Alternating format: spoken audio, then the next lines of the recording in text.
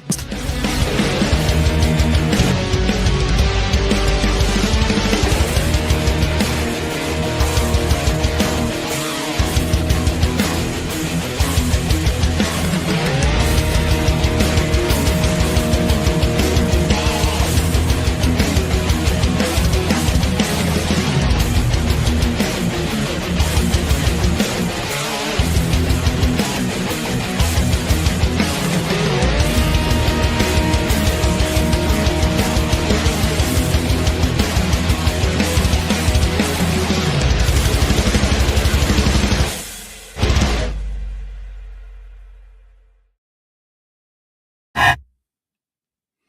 Welcome into the Upstate Pulse. My name is Lonzo. It is a beautiful, beautiful Saturday. And I'm going to warn Cameron right now. I'm going to have to turn up the main because someone turned down the main of the headphones. And my headphones is cranked all the way up.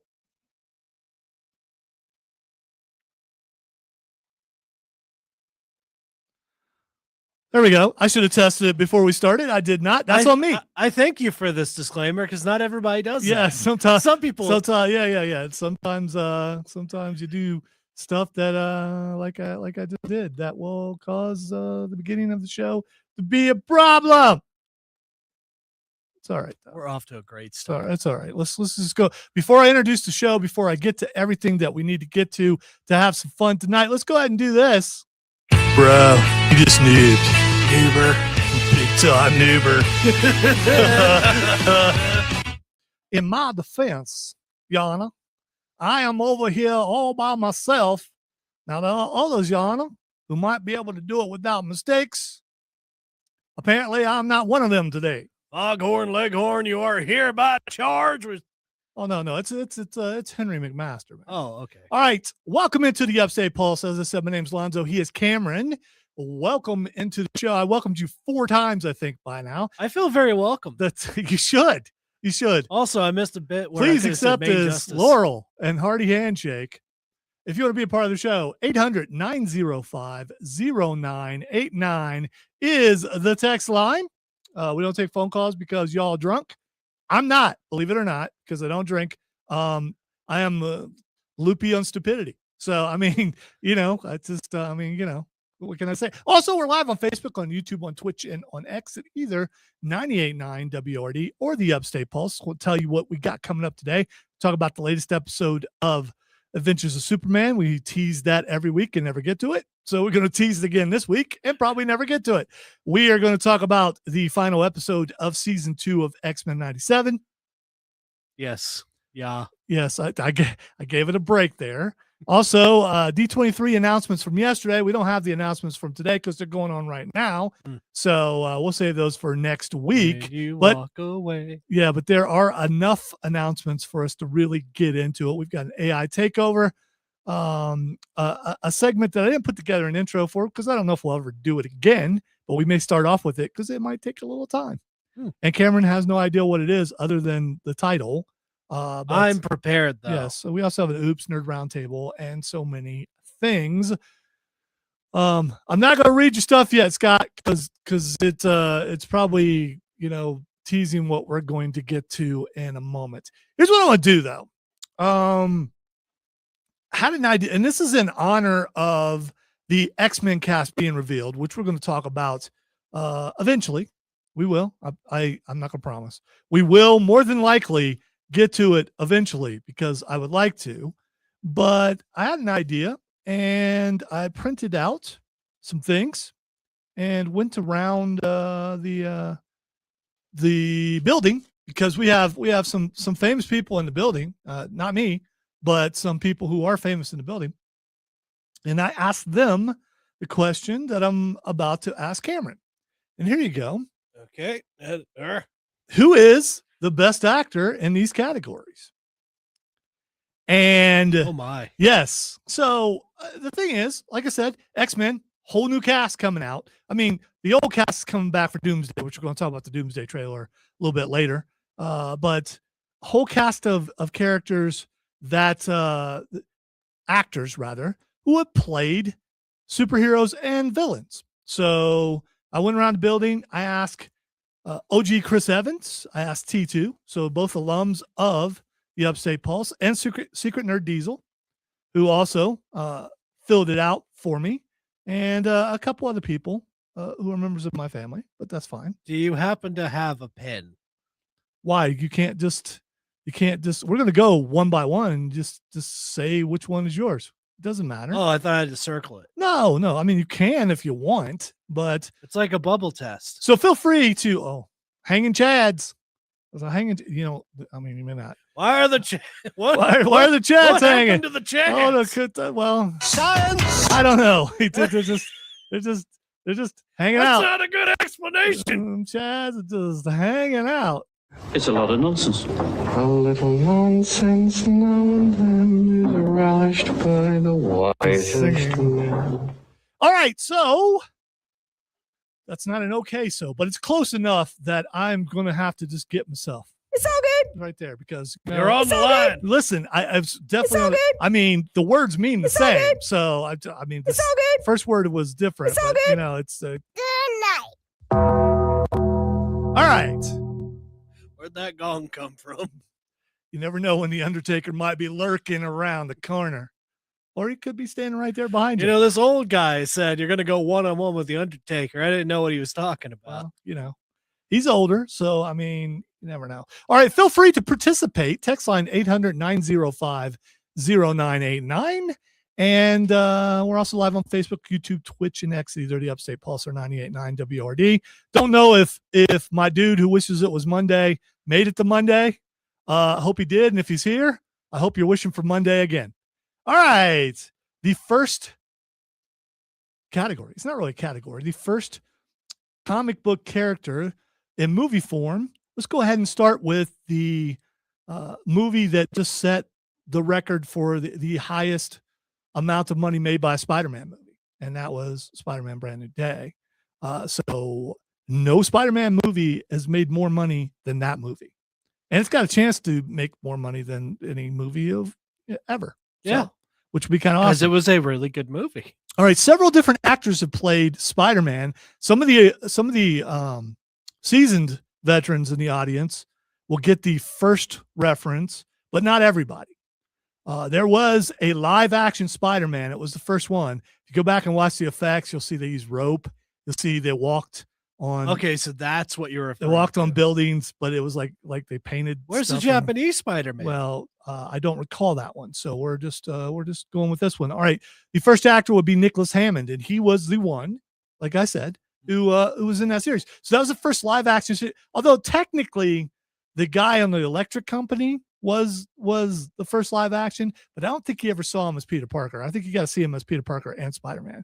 You saw him as Spider-Man. Electric Company was something that played like Sesame Street and things like that on PBS that they would play during the week at school.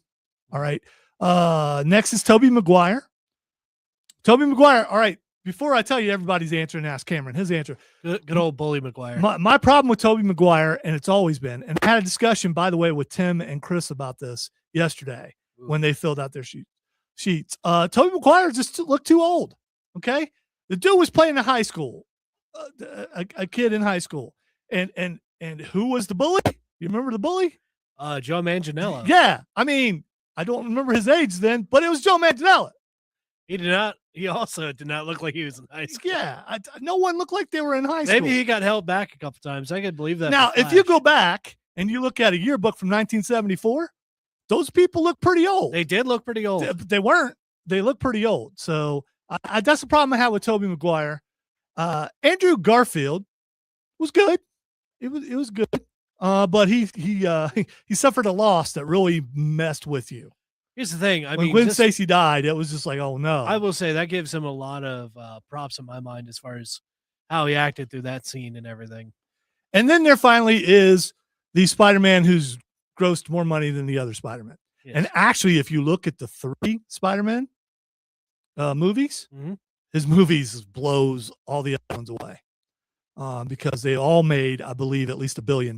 Yeah. So there's that. All right. So I'm going to go ahead and tell you my favorite Spider-Man is Tom Holland. And here's the reason why. He looked like a teenager when he was playing a kid. He pulls off being a nerd pretty good. Yes. I mean, and yes, he was going to a school of gifted kids, and as someone who was in all the accelerated classes and all that kind of stuff, that's how those people acted. Yeah. So I mean, all right, that's how we acted. Yeah.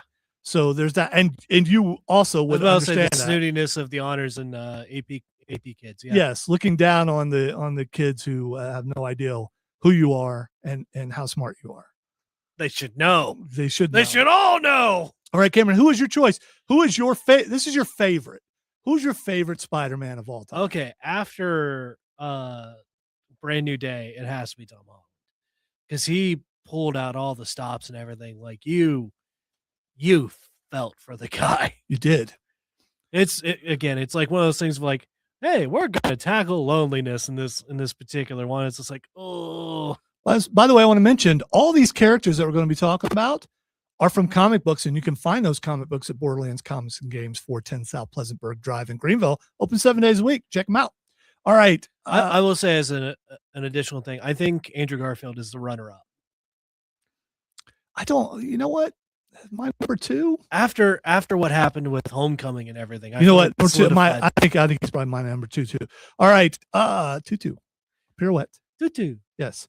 Think of spinning pappies. No, let's not. All right. The OG, Chris Evans, who started this whole thing with me. Believe it or not, he also went with Tom Holland. Really? I thought that he would go with something else, but he did not. Let's go. Let's look at Diesel. And this is my first time seeing Diesels. Diesel also went with Tom Holland. So this is a consensus so far, and I'm a little shocked. I feel like it's not going to stay that way. Wait, where was T2? Did I pass his up? Maybe I put them somewhere else. I know they're in here. Where is Tim? Where did his stack maybe go? I put them in the back. All right. Someone named Lisa. She also went with Tom Holland. Someone named Raven, who is always weird when it comes to these picks, went with Tobey Maguire. Really? Yes. And where is Tim's picks? This is bothering me because I know I have Tim's picks here somewhere. So I'm going to keep looking. We're going to take a break. When we get back, I will tell you what Tim's pick is on this. So what do you guys think? Chris says Tobey Maguire. So let me know. Who is your favorite Spider-Man? And we're going to get to some others. When we come back, you listen to Upstate Pulse right here on News Talk 98.9 WRD, the voice of the Carolinas.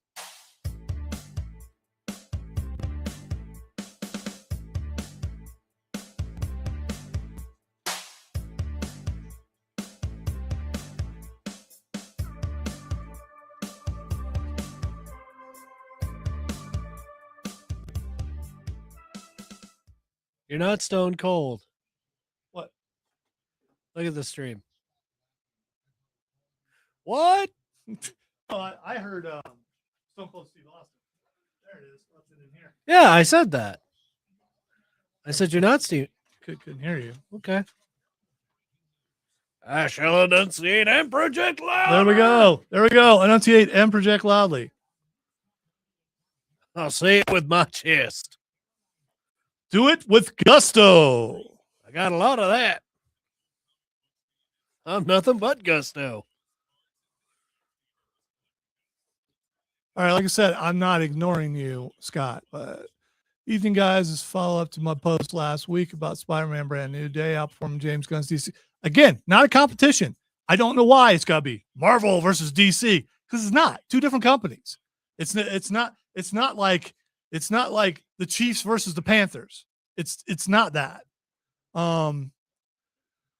Issues that despite multiple underperformances and outright flops for Marvel in recent years, Disney does have a solid winner in this last offering. In fact, it has made more at the box. That's the thing. It's Spider-Man. Spider-Man's always going to perform, no matter who the Spider-Man is. Suits and executive also the post where the look that they may decide that it cannot afford to continue funding it. I don't believe it. Again, I don't believe it, Scott. I'm not being mean, argumentative. I don't believe it. All I see is the scuttlebutt, if you will, online talking about, well, it's this, is this, is this. And we ain't heard from the studios themselves. And plus, until the merger happens, all this is hearsay and speculation.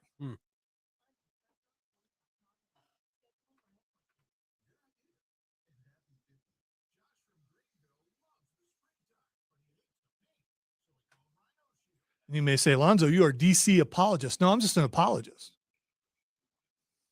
I try to see the bright side of everything. And I liked all the DC stuff. So there you go. But maybe I'm easily impressed. I understand what the flaws were with Supergirl. And the biggest mistake she made was talking politics. Yep. And you can't compare Spider-Man Brand New Day to anything else right now, because chances are it's going to be the highest grossing film of all time, unless someone decides to bring the blue people back out again and put them in theaters just so they can, make more money.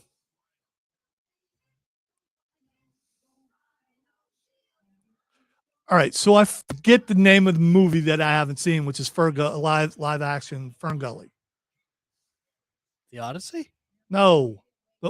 Are there blue people in the Odyssey? I don't know. I'd assume maybe. The blue aliens. There's been like 3 or 4 of them. They have to do with water. Oh, Avatar. That's it. I've never seen one. So, Here's the thing. You're not incorrect about the Fern Gully reference. right. Rob Brown and I talked about that all the time. Yeah. Well, he's the one who told me, so I believe him.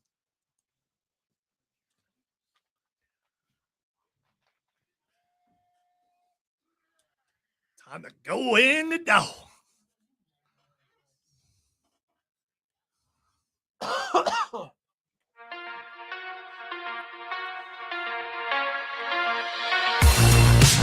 Welcome back into the Upstate Pulse. Alonzo and Cameron here on a Saturday night. Having some fun. Listen, I get it.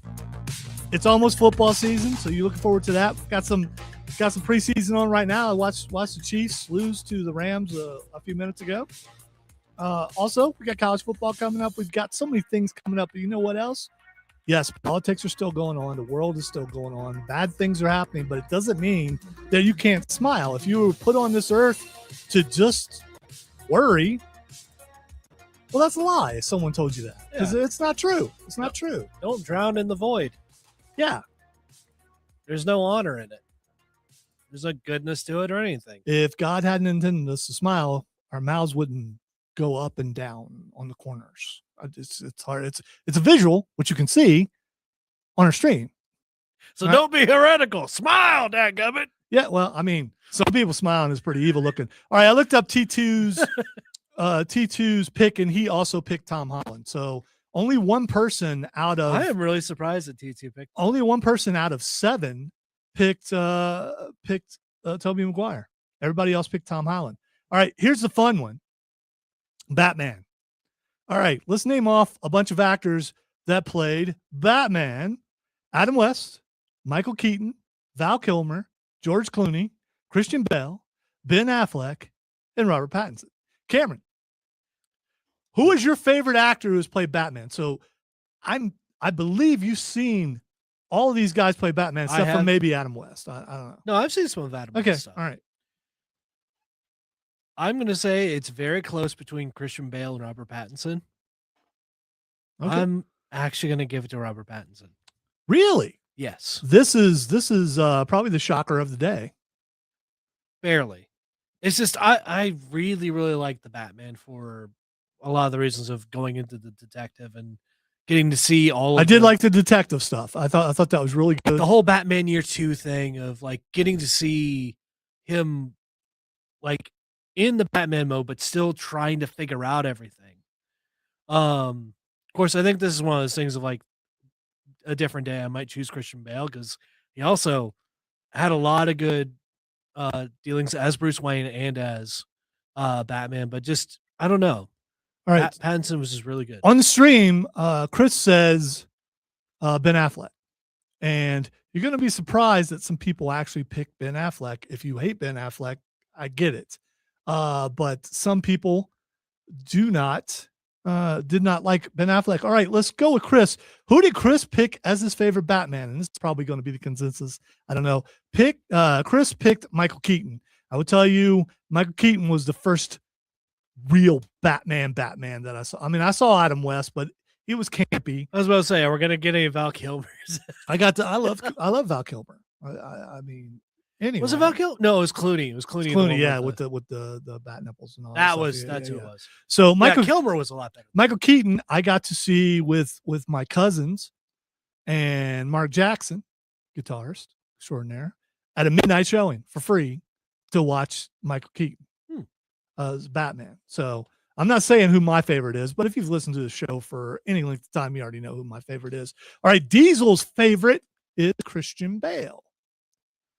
Again, not a bad choice. If anyone picks Clooney, I'm just throwing their sheet away. They're dead to me. Let's see. Lisa picks Ben Affleck. So that's 2 for Ben Affleck, surprisingly. Raven picks Christian Bale. So it's pretty much those 3 that everyone is picking. T2 picked Michael Keaton. So that doesn't surprise me at all because Michael Keaton was also a fantastic Batman. He was. All right. Adam West was, I mean, it's the first Batman that a lot of us older people saw on in live action. Yeah.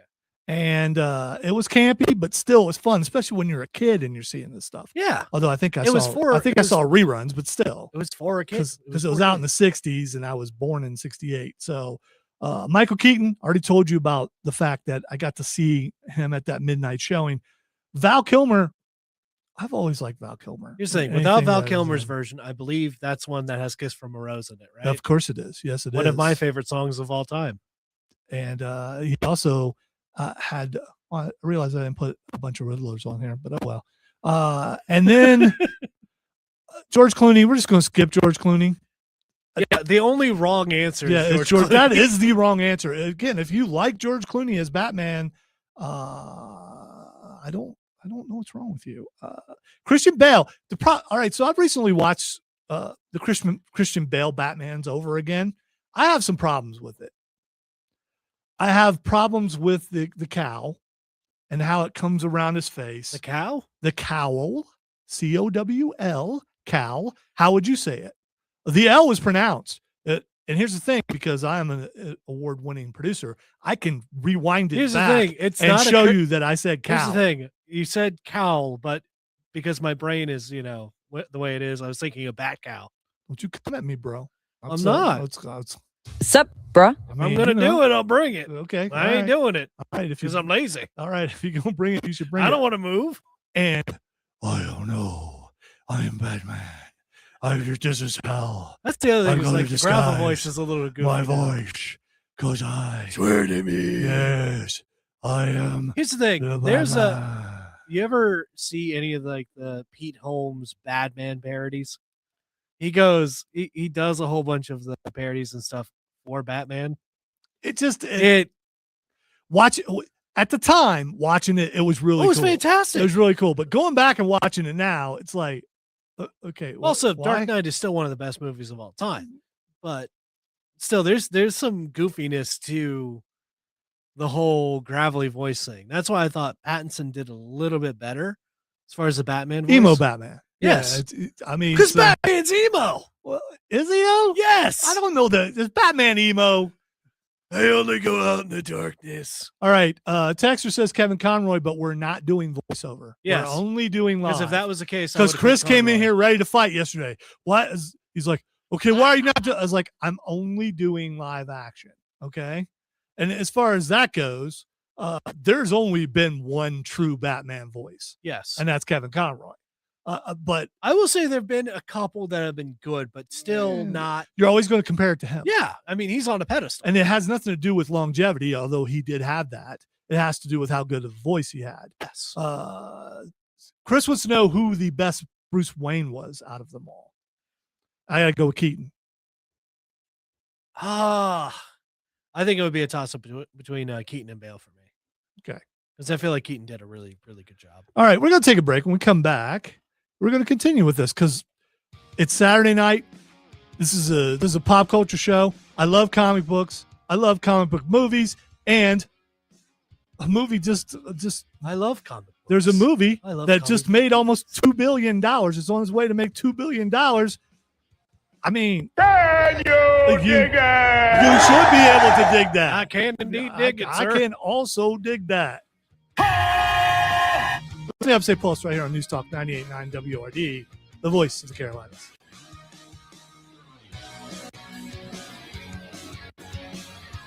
The delivery on the I love comic books. It just made me think of Palpatine going like, I love them.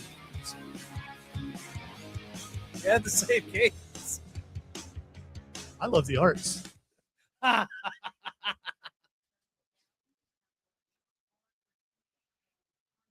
That's such a deep cut. I love the If Republic. If someone actually got that, I would probably fall out of my chair.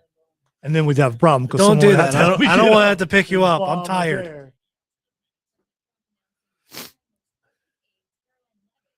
Start poking you until I find the right spot that gets you to jump up. I know. Let's play some George's Claude. Was ist das? It's a music bed. I just want to be so we have this service that has thousands upon thousands of music beds. And let's say you're not the guy who's good at making the beds.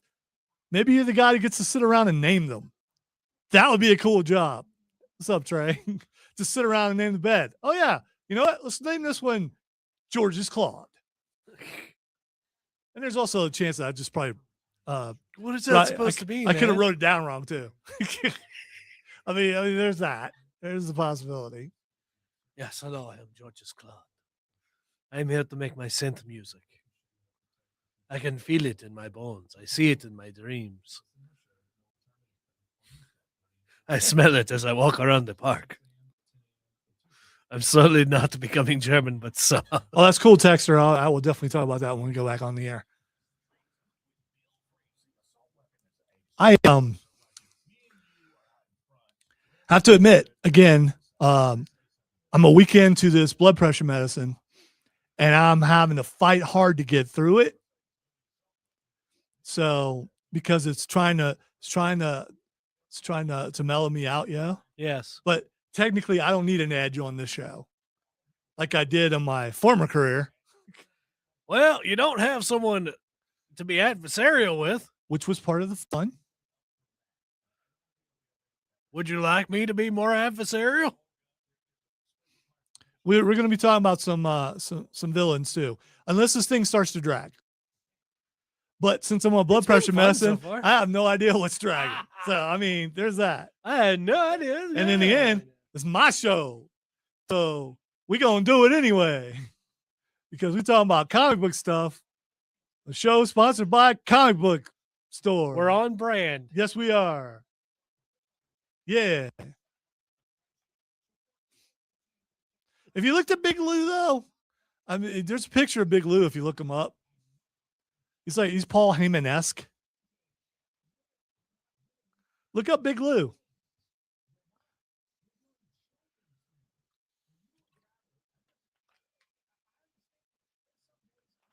That's all I could do to not. I put this promo together and I didn't want to. It's like, okay, Charlie is dogging people who play video games. Really?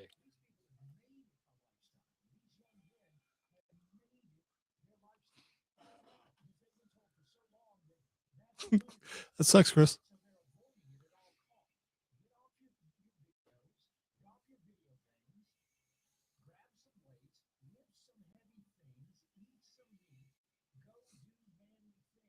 I love to eat the meat thing, though. That's pretty funny. Did you find Big Lou? I can see what you mean. He's portly. I mean, it's just, yes. But it's more like a rounding thing. Yes.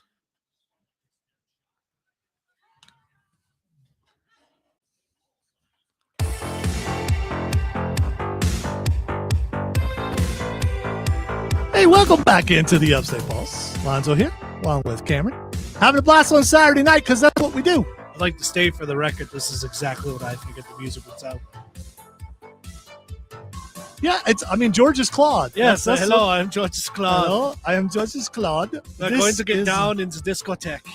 This is inspired by my friend Zemo. Buddy, deep. You've never seen the Sokovian Boogie before. Yes. Once you have, it changes your life. It's definitely a no for me, dog. It's something to drop the whole city on. All right, that's just wrong.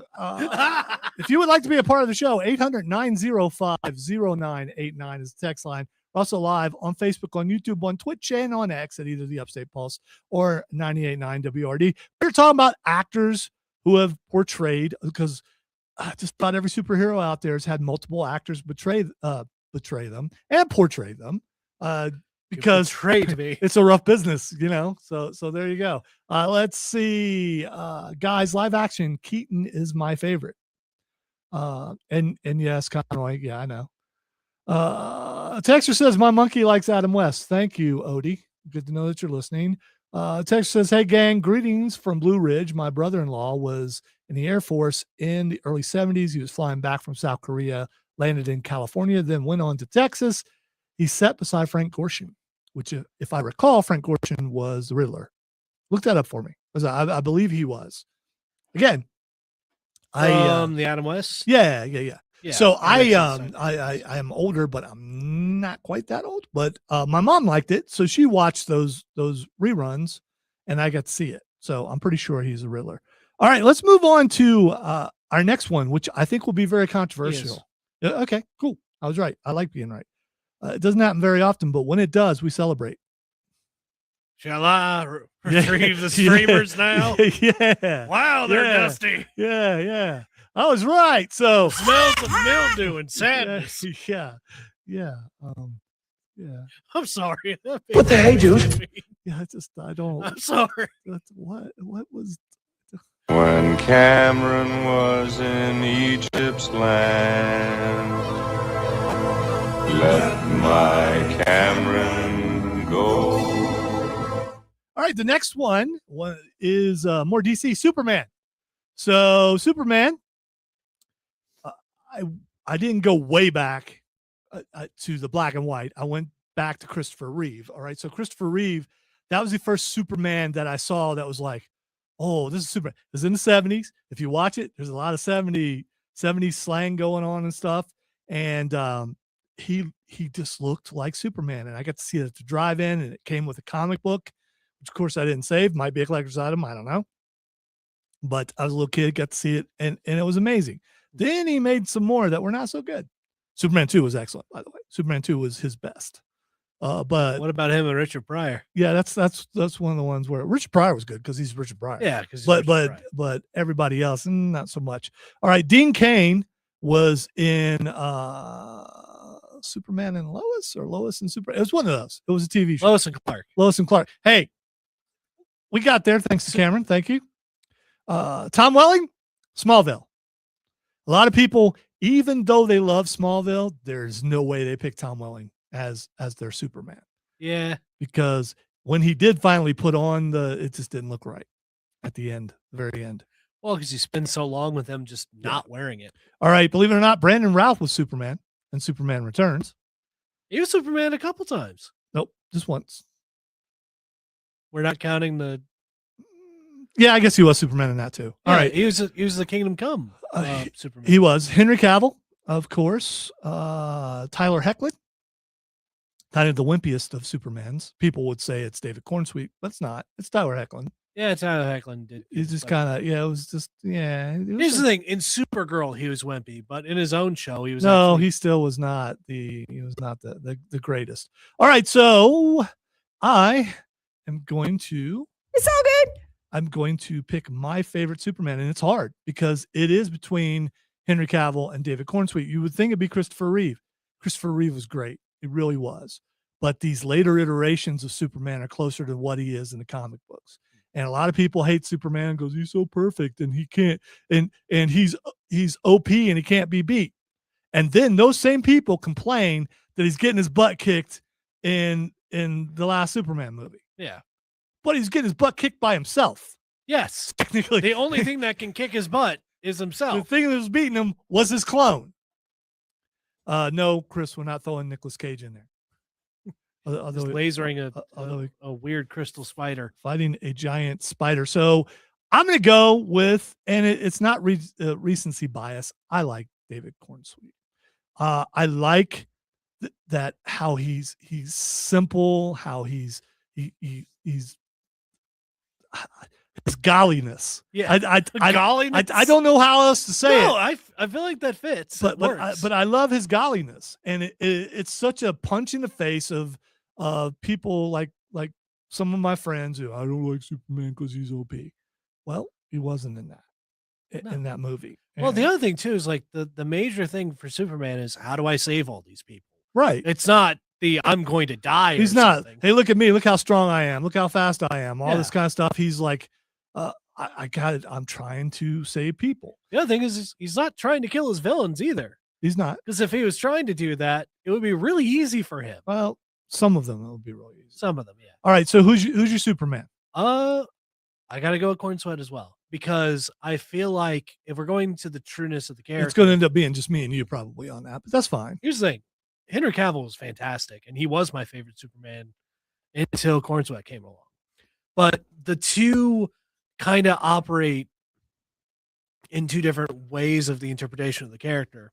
If you're going for a more injustice, like a more hardened version of the character, Cavill's fantastic. Because the other thing too is like that Superman still isn't a bad guy, regardless of whether or not he snapped Zod's neck.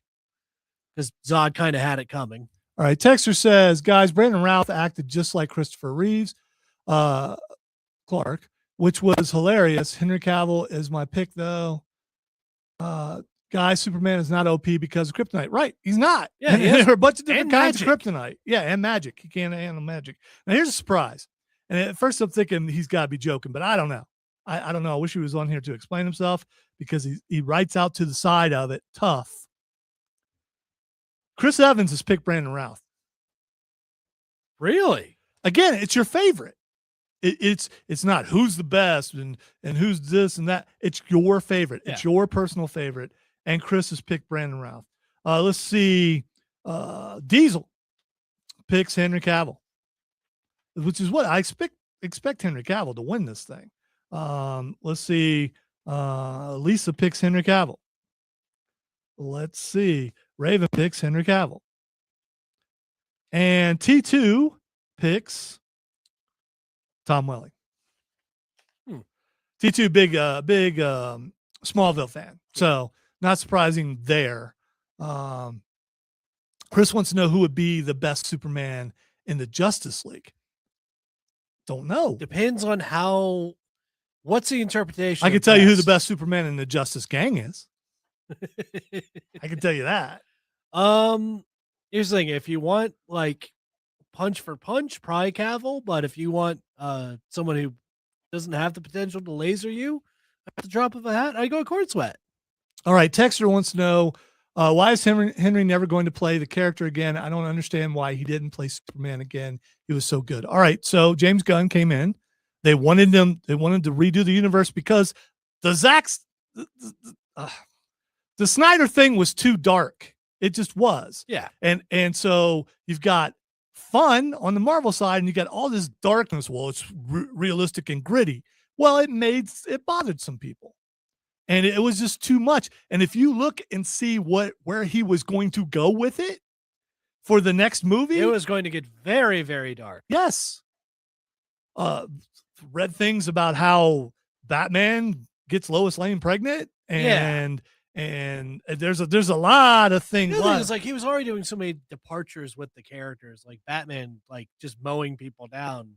Never sat right with me.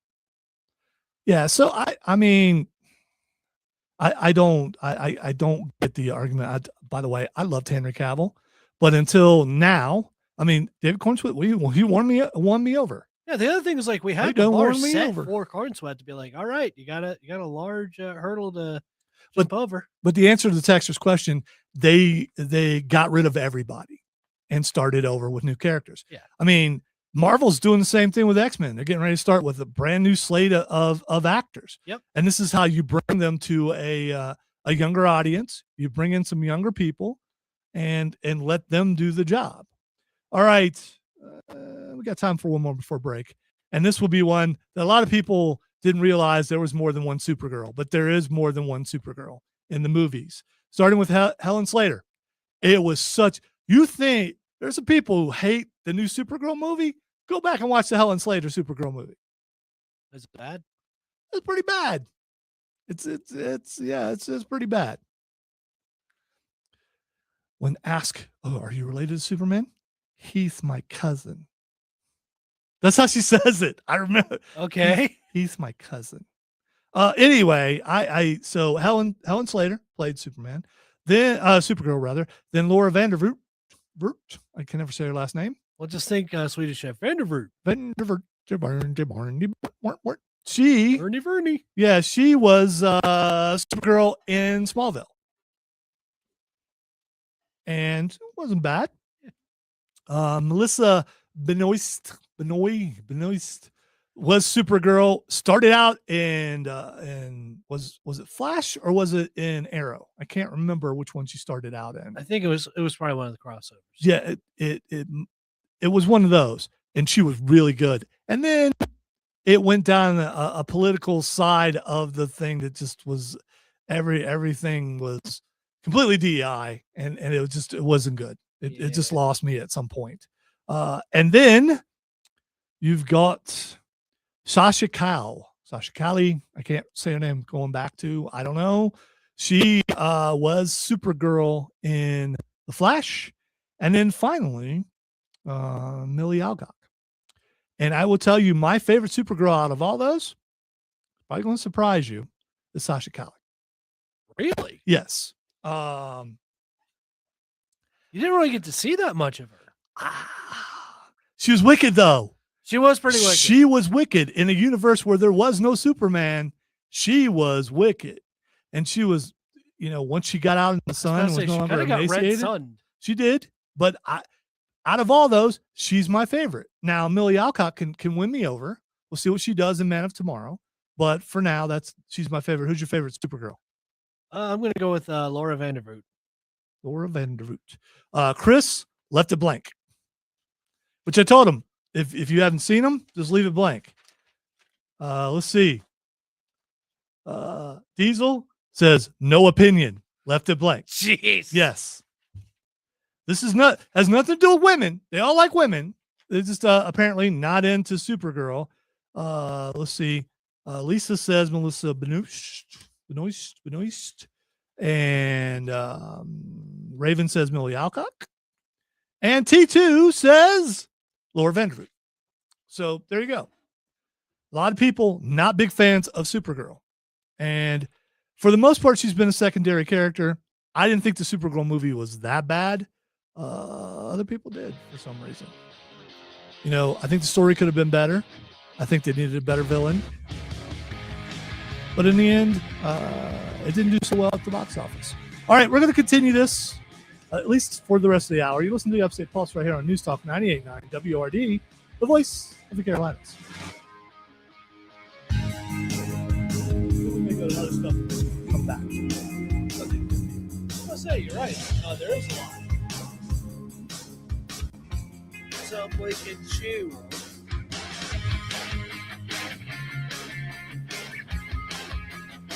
Yeah, Clayface looks pretty wicked. Trey, it does. We'll see what. Hopefully, no one goes, "Oh, it's a comic book movie." Yeah, that should be. No, that's going to be. Should be fun. It's going to be gross. It is straight up body horror. But if you see movies like House of Wax and stuff like that, it's got to be akin to that.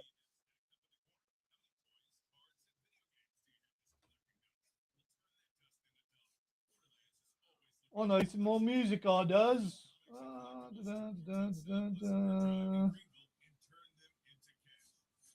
don't know where I went. Oh, there. Yeah.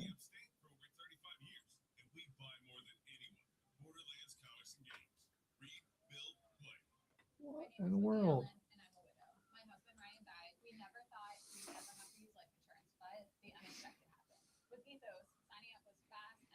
See, I agree, Trey. I think, and again, part of it is Marvel versus DC. That Marvel, that hatred, you've got to hate the other side when there is no other side. There is no, I mean, both companies are thriving. Both of them still put out a lot of comic books. I don't think you have to constantly find a rival and justify, well, I root for this side. No offense, Chris. I know you're a big DC fan. By the way, big DC fan. That's all the comics I collect. Although I've started to collect a little bit, some not independent, but I think it may be some Image stuff, some Supernatural comics, which are pretty good. But I'm gonna give it a shot. I'm not gonna automatically not like it because it comes from the other company.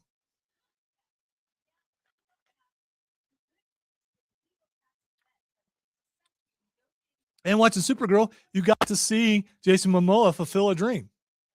He wanted to be Lobo forever, and he got to do it. And he was fantastic as Lobo. He was.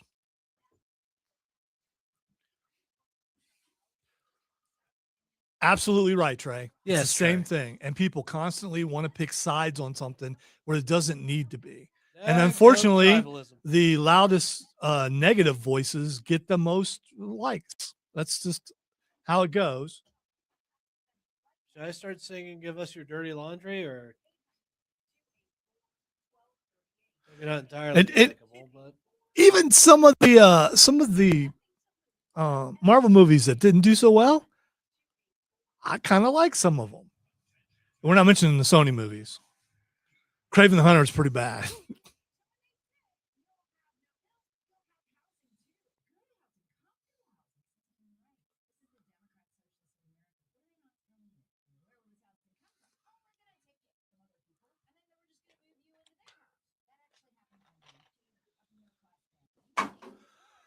Woo!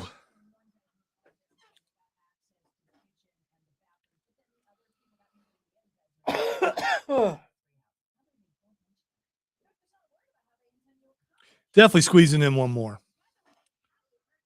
Well, yeah, especially that one, yes.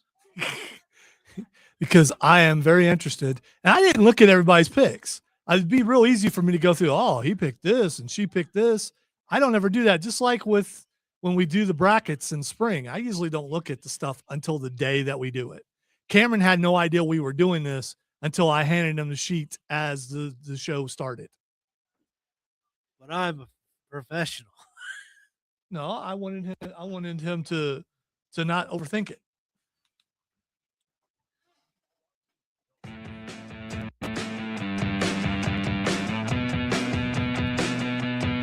Welcome back into the Upstate Pulse. Lonzo and Cameron here on the Saturday night.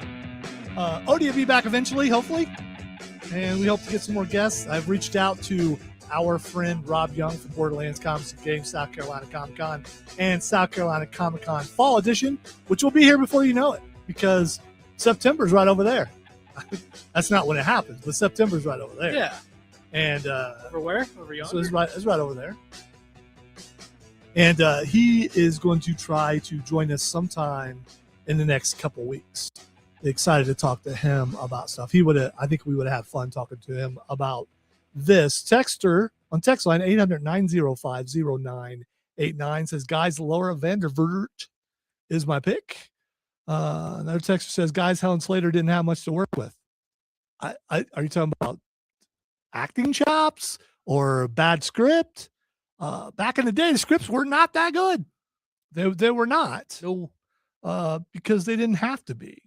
And then when things got rebooted and it got better, and pop culture and these comic book movies became more a part of everyone's life, just about everyone has seen them.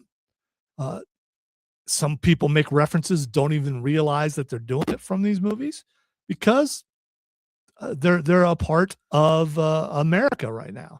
All right, and we're going to move on to some other stuff and maybe come back to it in the next hour. But let's get one more in, and that is Lex Luthor. All right, the first Lex Luthor that we saw on screen was Gene Hackman. All right, by the way, I didn't put John Cryer in here. I'm just letting you know. But Gene Hackman, who had hair the entire movie until he pulls the wig off at the end. I like Gene Hackman was good in everything he was in, but he just wasn't that Lex Luthor for me. Michael Rosenbaum was the Lex Luthor for a lot of people, especially people Cameron's age, T2's age, growing up watching Smallville. He was the closest thing to Lex Luthor that you've ever seen in live action. I am the villain of the story. Yes. Kind Kind of hard to not give him credit for that line. And I can't. Also the sunflowers. Sunflowers. I was gonna say there's a sunflower field that go by all the time, and it's all dead now. And I always think There's of a bald man that's walking through. Lex stopped by recently. Yeah. Kevin Spacey was the Lex Luthor in Superman Returns. And let's see, where are we? Oh, Jesse Eisenberg got a lot of hate, but what was it? Somebody's sweet tea. Oh yeah, that was still messed up. Yeah, he was kind of crazy. He wasn't the best, but he wasn't as bad as everyone said. I think the other thing too is like he was driven insane by Darkseid. Well, so, yeah, I mean the whole time, Darkseid is in his head. Yes, you heard the bells or whatever, and then finally there is Nicholas Hoult. I'm gonna go ahead and tell you that my favorite throughout all of this has been Michael Rosenbaum. Texter says Michael Rosenbaum was the best Lex Luthor. He was my favorite. There was no way he was going to be dethroned, and then Nicholas Hoult happened. And just the pure hatred for Superman, of course, it's written really well. Yes.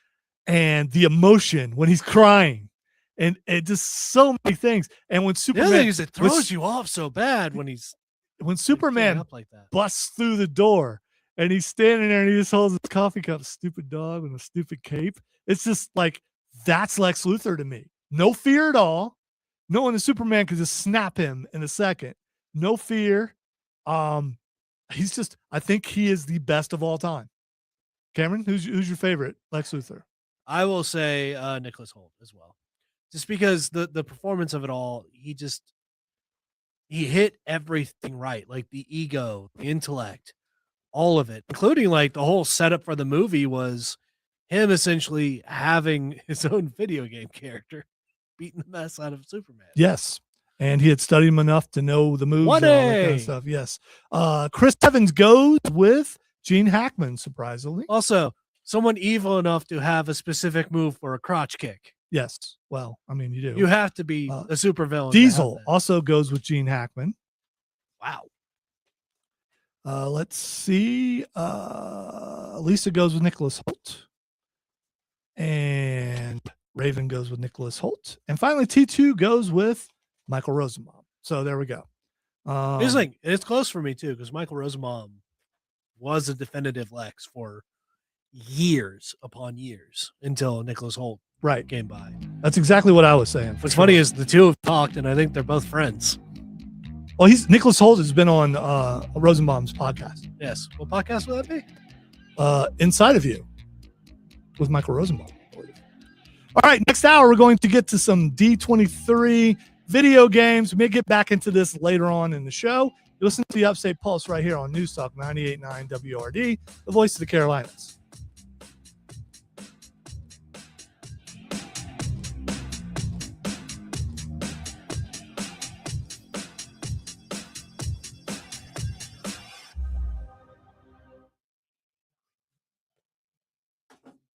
Good thing I looked over and realized I missed my cue. I fixed it. Because mad skills, yo. That's all I'm going with. That's right, because you're award winning. Used to be. I guess there's no used to be. Still am. What? Did they take it back? No, they didn't take it back. Yeah. Found out, wait. You weren't supposed to win that stuff. What's going on here? They aren't coming back for that. You're one of them. There's so many. Daggum losers. There's so many rogue memes right now. Similar to what. Oh, we're gonna come back and talk D23 anyway. I can't believe I didn't recognize her. I just kept going, man, she looks so familiar. Excuse me, Pappy, could I get set up with another pop, please? Yeah. Welcome to a happy pop palace. Happy Pappy. Possible potpourri. I don't know what potpourri is. Potpourri stinks, man. Well, thank you. No, it doesn't smell like pig's feet. It's It smells like fancy dainty. Oh no, we don't do that right Yeah, fancy dainty. Ain't nothing fancy nor dainty about me. I am robust and indelicate. Wow. Well done. Nice wording there. I feel like that was from the Cameron side of things. I as think it opposed might have to- been. I but- think I broke character. Oh no. You know, Pappy knows multiple. Oh, good thing I looked words. at that. What? Got a weather popping in there. But I'll just get rid of one of them. We don't need two weathers. Yeah.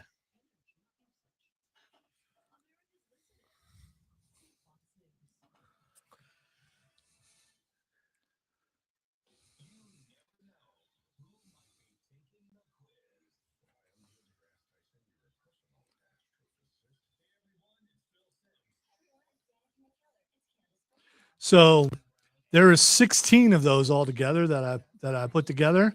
We only went through 5.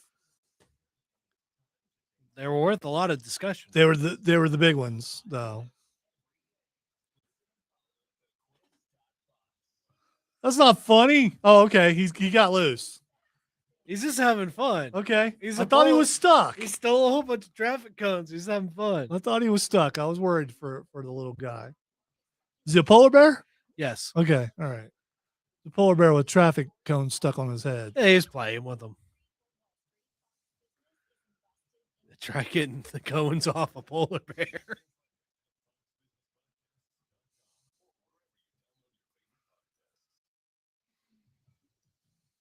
I am so looking forward to lanterns tomorrow. It is tomorrow? Yes. Oh, 9:00. okay. Just letting you know. That's popcorn and appointment viewing. Oh, yes. So you can bring your own snack. I mean, you can feel free to find a snack there, but you have snack preferences. So I do. yes, that's what LexCorp does.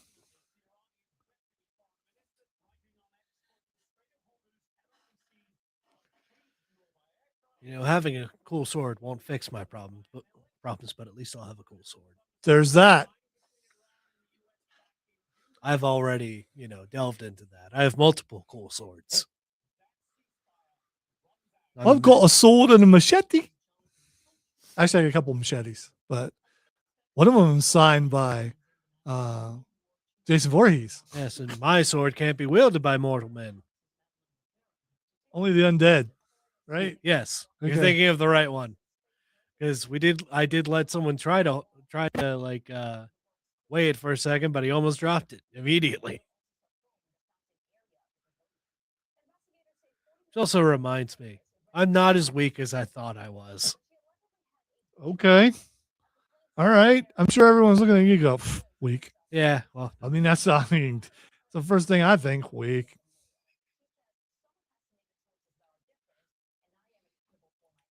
All right. So I'm tasting blood right now. I don't know if that's a good thing. when is it ever a good thing? I don't know. Sometimes you taste blood. You have like a cut on the inside of your no, mouth? it's probably like an aftertaste to the seasoning of the wings that we had. Okay. That's what I'm gonna go with. Maybe. There's a break weather alert. It's gonna be hot.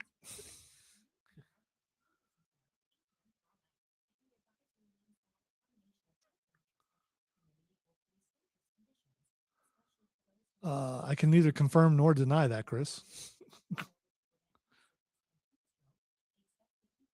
It's all right. It's all right. It's not mine. Why are you covered in it though? You don't want to know.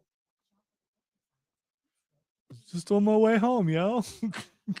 They came out of nowhere. There's some things happen. A series of unfortunate events and closed casket funerals. I don't think it's vampirism because if it was, unless I'm sparkly, I don't think I'm sparkly. What are you? I'm Spark the Vampire. I think I'm immune to vampirism because of how much garlic I eat. Or you're so pale they just think you're one of them already. It's just like that's one of ours right there. Yeah, you would think leave that guy alone. Look, I'm not Blade. I'm not Blade. I'm a different kind of daywalker. All right. We can't all be cool like Blade. Vampire apocalypse, zombie apocalypse. Cameron's good. Just walk around like Bill Murray. Just walk around. Finally, It's my paid looking off. dead has finally paid off. I told you if I stayed out of the sun, I'd survive. They're coming after all you tanned people. Take that, you beach bimbo zombies. Yeah.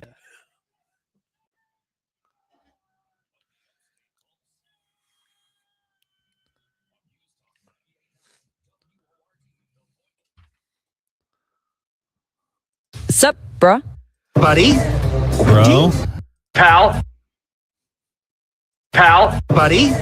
bro, So do you call Sup, that? bruh? Do you call that Buddy Alley? No. I just assume is they're it- all in the same row. Well, they are in the same row, but there's not enough to make an alley. I think you gotta. Well, how much more do you need to make an all alley? right, all right. So for an alley, all right, this is a semantic argument, but we're gonna have it just for a few seconds. It would be the entire row, All right, but maybe because it's only you could half the call row. it the Buddy Block. Okay, you could do that. The buddy block. All right. Speaking of the buddy block, welcome in, buddies. Yes, I meant that in a purely grog kind of way. If you want to be a part of the show, 800-905-0989. This is the Upstate Pulse, by the way. Or if you'd like to check us out on Facebook, YouTube, Twitch, or X, feel free to do so at 98.9 WRD or the Upstate Pulse. First ones in the building to do it. Never really got credit for it, but that's okay. That's fine. Who needs credit anyway? It's yeah, we don't need any credit. All right, D23 is going on right now. Yesterday, bunch of announcements and trailers. We're going to talk about some of those. Let us start with a place that you probably wouldn't think I was going to start with. The Incredibles 3 has been announced. As a former and possibly still Mr. Incredible, I really enjoy The Incredibles. Incredibles was good. All right. Daughter was a little annoying, but you know, what can you do? I mean, that tends to happen. It was balanced out by Dash, who was amazing. Yes. And the baby, whose name I forget. Jack. Jack. Thank you. All right. And the baby. Pixar's they teased The Incredibles 3, which will focus on the two eldest kids. So is this a mistake? That the kids are the focal point. They're not gonna everybody's gonna be in the show. Okay. Violet and Dash, as they prove themselves capable of following in their parents' footsteps, they want to prove that they are ready to be real supers, and their parents aren't quite so convinced. So they've been sneaking out at night to protect the city, and it doesn't go over so well at home. To make matters worse, they're struggling to contain Jack because Jack will not be contained. No, he will not. He is the most powerful super in that entire universe. A new threat is taking a heavy toll on Bob. That's Mr. Incredible, Bob, who's grappling with his own relevance in a world of supers that may have outgrown him. Because even though supers are legal again, that doesn't mean all supers are good. Ooh. It's just like anything when you're getting older, as I am, and you look around and you go, okay, am I still good enough to be doing this? And I am, but there may come a point where I'm not. And you see these youngins coming up and what they're capable of doing. My inspiration is always Bob McLean, though. Bob McLean, 80 years old, using Google Drive. So, I mean, and sending me his minutes, which I put together to play every day, and still coming up with creative stuff. Not everything's a hit. Some of it's a miss, but that's okay. But Bob, That's a showbiz. Bob is 80 years old, still doing that stuff. So he is an inspiration to me. And so I get it. But Incredibles 3, these things take a long time to make. Now, here's the question. Was AI used in the making of Incredibles 3? Probably. Because if it is in any way, shape, or form, there will be protests and stuff. Listen, I go against AI all the time, but I think there's gonna come a time when you're not gonna be able to tell. Yeah. And the other thing is like certain uses of it completely fine. Like Chris says sounds like a Paw Patrol episode. I don't think he's wrong. I was about to say, stealing people's likenesses and stuff without their consent and stuff like that for AI and using that, or people's art and stuff as well. Yeah, it's a little. All right, Texter says, Lonzo, I'm so glad you've gotten over the fact that your credit was stolen for streaming. I mean, it was never stolen. They just pretend like it didn't happen. It's like suddenly everyone is streaming. It's just suddenly everyone knows how to do this. There's no ceremonies. Yeah, there was a, hey, Lonzo, how you do that? And then suddenly They're people start doing it. Cool. You want me to show you? Nah, I just wanted to know how you did it. And then they bought a service, which is cool. I'm glad we have a service. All right, let's move on to something else. Announce it. Now I'm just picking the things that I like because it's my show.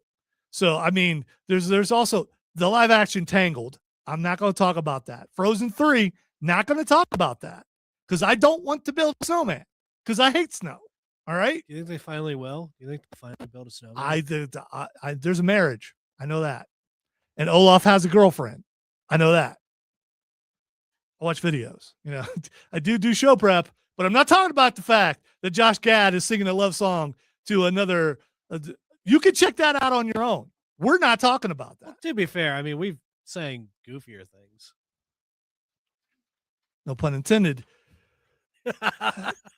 A Kingdom Hearts series has been announced from Disney. I had just looked through Facebook on that. Now, here's the thing. I don't know about this.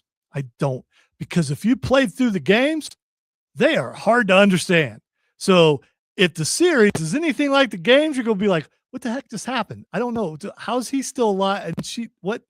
They're the same person? What do you mean they're data entries in a thing? It's a simulation? I don't understand. The long-awaited Kingdom Hearts project has gained momentum as Walt Disney Studios announced a new series being greenlighted by Disney Plus, developed in partnership with video game creator Tetsuya Nomura, the guy who made it, and the creative team at Square Enix, which means going to be sad, going to be depressing, and going to be really hard to understand.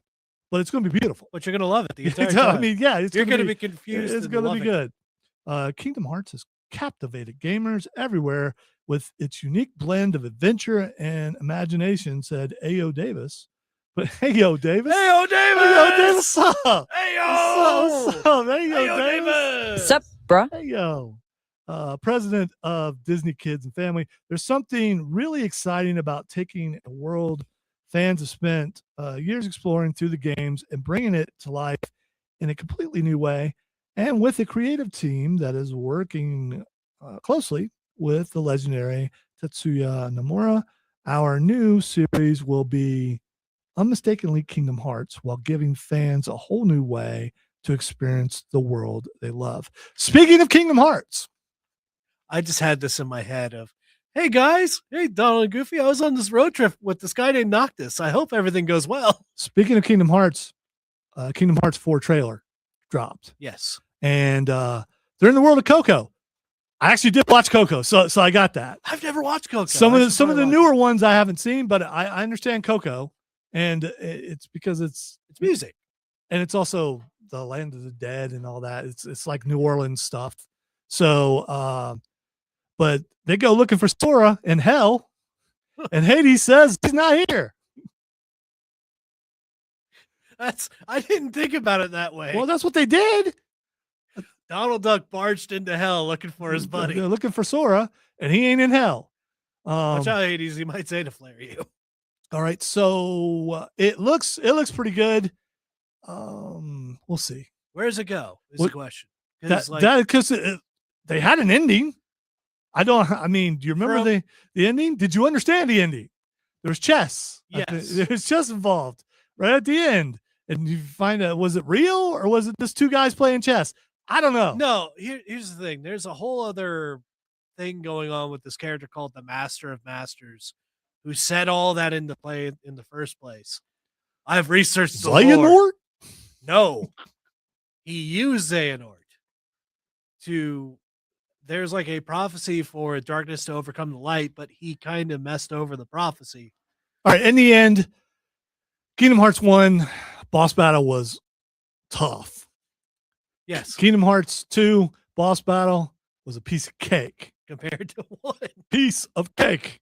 3, piece of cake compared to 1, because 1 is one of the hardest boss battles I've ever fought in a video Birth by game. Sleep was not easy.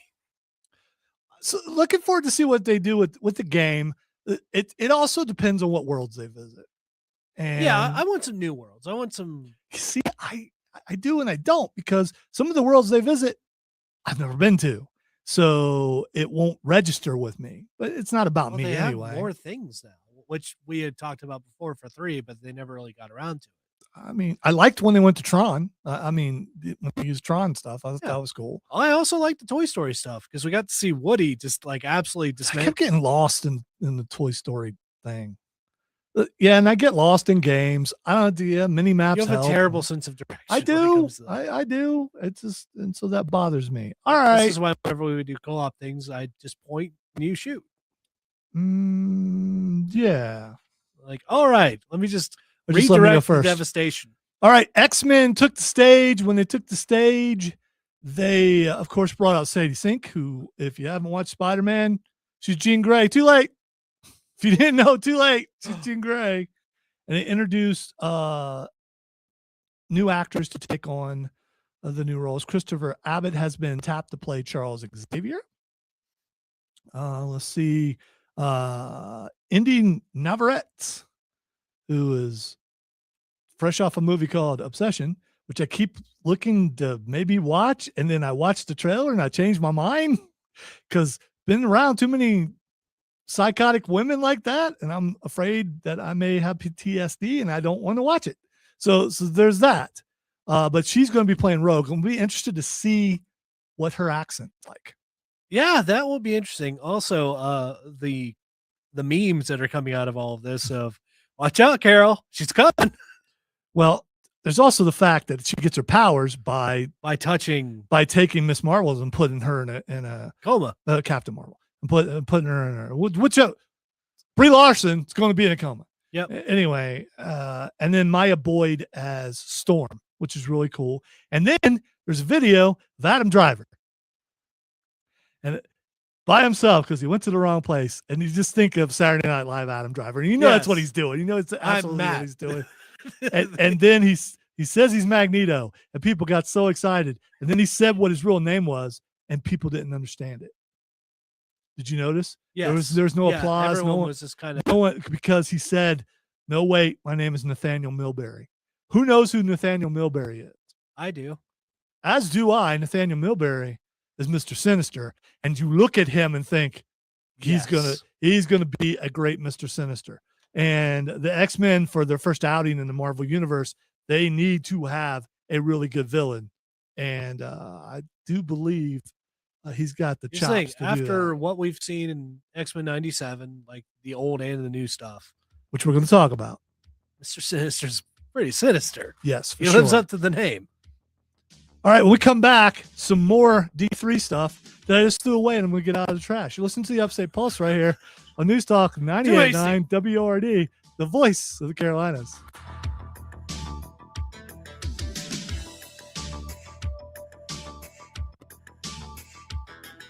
It's like even as I'm folding and throwing it away, my brain's going, dude, you need that. What are you doing? What are you doing? What are you doing? Fella, stop it. Hey! It's just Odie in your head. It was like, what you doing that for? I'm trying to fall off the chair. I will be right back. Yes, I need that second page, which has 3 things on it. Yes, we do need those sort of things.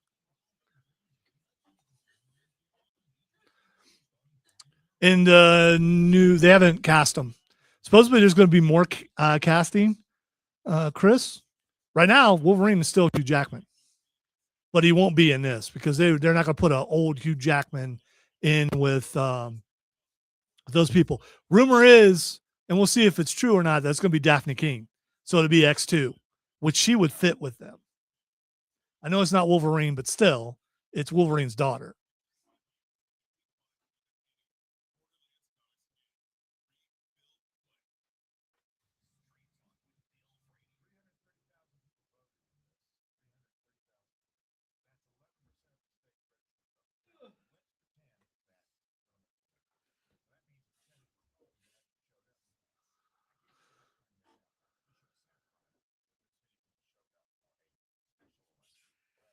Chris answered your question. It's Hugh Jackman. I already said that. Oh, you did? Yes. And I also pointed out that the rumors are it's going to be Daphne King, and we'll see. That it's going to be X2, and it's not going to be it's not going to be Wolverine. And if you look at the age of the cast, she would fit. She would fit right in. She would. So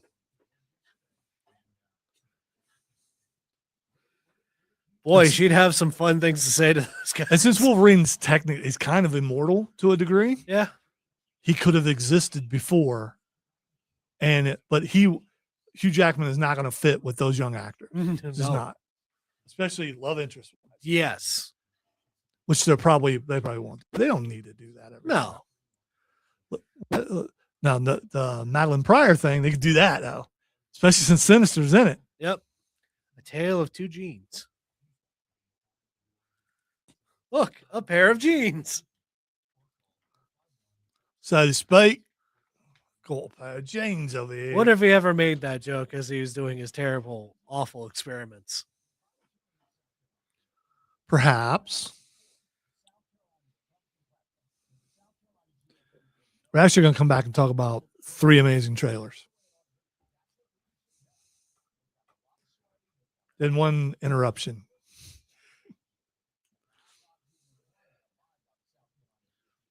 Who we just mentioned. Hopefully you saw the interruption. Should we pardon the interruption? No, I'm not apologizing.